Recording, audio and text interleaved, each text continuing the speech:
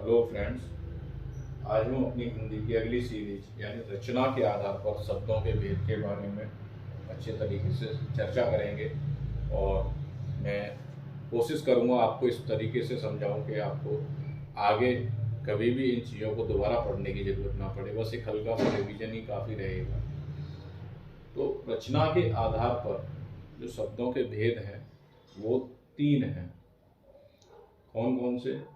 रूढ़, रूढ़ शब्द, यौगिक शब्द और यौगरूढ़ शब्द।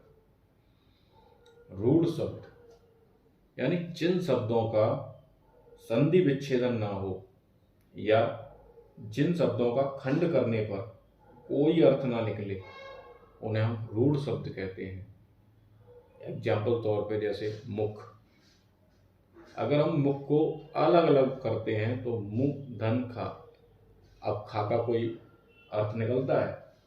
कोई सार्थक अर्थ ही नहीं निकलता।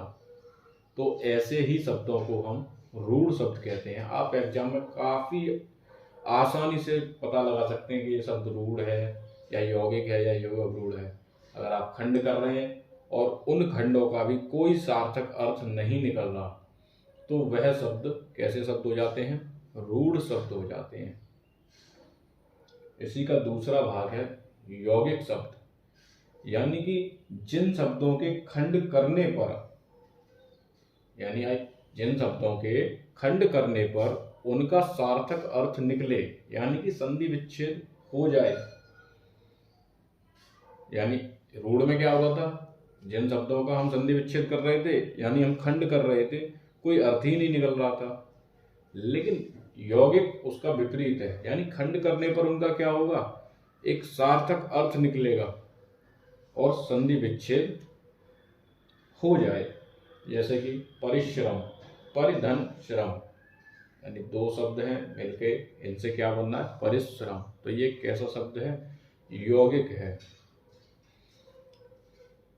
रचना के आधार पर शब्दों का तीसरा जो भेद है वो है यौगरूढ़, यानी ऐसे शब्द जो यौगिक एक से अधिक शब्द से बने हैं, यानी काफी सारे शब्दों का योग है, एक से अधिक शब्द से बने हैं, परंतु वे सामान्य अर्थ को ना प्रकट करके किसी विशेष अर्थ को प्रकट करें। जैसे मैंने आपको लिखा है बहुब्रीहि समास, यानी जो योग रूढ़ हैं वो किसकी भांति कार्य करते हैं? बहुब्रीहि समास की भांति कार्य करते हैं। अगर समास के बारे में हम जब आगे बढ़ेंगे तो समास के बारे में भी अच्छे तरीके से विचार विमर्श करेंगे, तब आपको और अच्छी तरीके से मैं बहुब्रीहि समास को समझाऊंगा। यानी बहुब्रीहि समास है क्या एक्चुअली में? कि जो हमारे सामने अर्थ है यानी शब्द है उसका अर्थ कुछ और ही निकलेगा। जैसे एग्जाम्पल तौर पे मैंने लिखा गजानन। वैसे काफी लोग समझेंगे हाथी की बात हो रही है, लेकिन गजानन यहाँ भगवान गणेश की बात हो रही है। नीलकंठ यानी कंठ है नीला, जबकि नीलकंठ एक पक्षी भी होता है, लेकिन यहाँ पर एक अलग ही यानी अर्थ ही अलग प्रकट हो रहा है। जैसे नीलकंठ में का अर्थ हो गया भगवान शिव। चतुरानन, अब चतुरानंद का लोग अलग अलग अर्थ निकालेंगे, लेकिन चतुरानंद का मीन्स यहाँ ब्रह्मा से है। लंबोदर, लंबा है उदर जिसका, किसका लंबा उदर होता है? भगवान गणेश का होता है। तो ये थे हमारे रचना के आधार पर शब्दों के भेद। अब हम देखते हैं उत्पत्ति के आधार पर शब्दों के भेद। तो उत्पत्ति के आधार पर शब्दों को 5 भागों में बांटा गया है। यानी उत्पत्ति के आधार पर शब्दों को 5 भागों में बांटा गया है। तत्सम, तद्भव, देशज, विदेशज और संकर।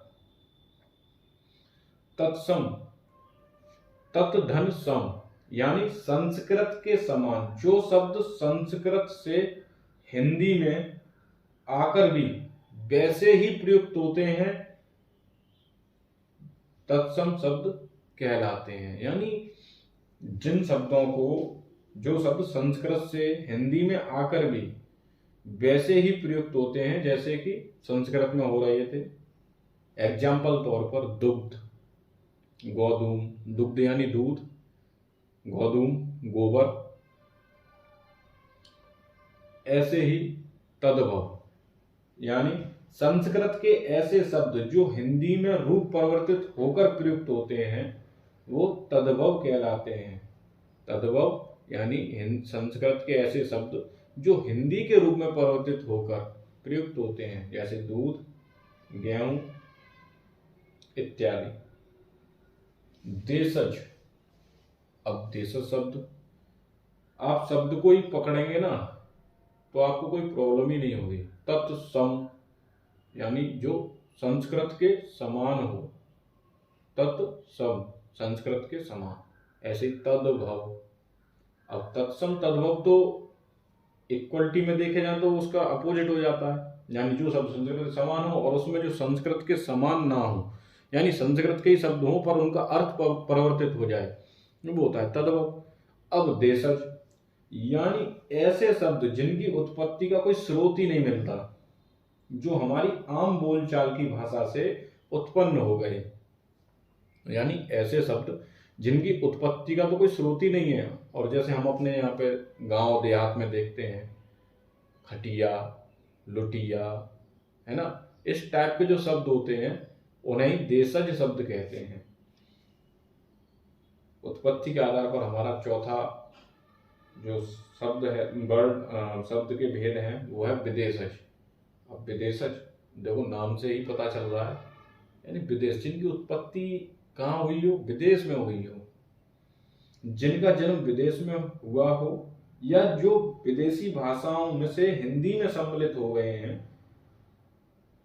इन्हें आगत शब्द भी कहते हैं, जैसे आया हुआ शब्द भी कहते हैं। जैसे एग्जाम्पल तौर पर देखते हैं डॉक्टर, ऑफिस, कूपन इत्यादि, ये सब कैसे हैं, विदेशज शब्द हैं। और उत्पत्ति के आधार पर जो शब्द के भेद हैं उसमें हमारा आखिरी जो है वो है संकर शब्द। संकर वे शब्द जो दो भाषाओं से मिलकर बनते हैं, यानी कि जो दो भाषाओं से मिलकर बनते हैं, जैसे रेल धन गाड़ी, रेलगाड़ी, टिकट धन घर यानी टिकट घर इत्यादि संकर शब्द कहलाते हैं।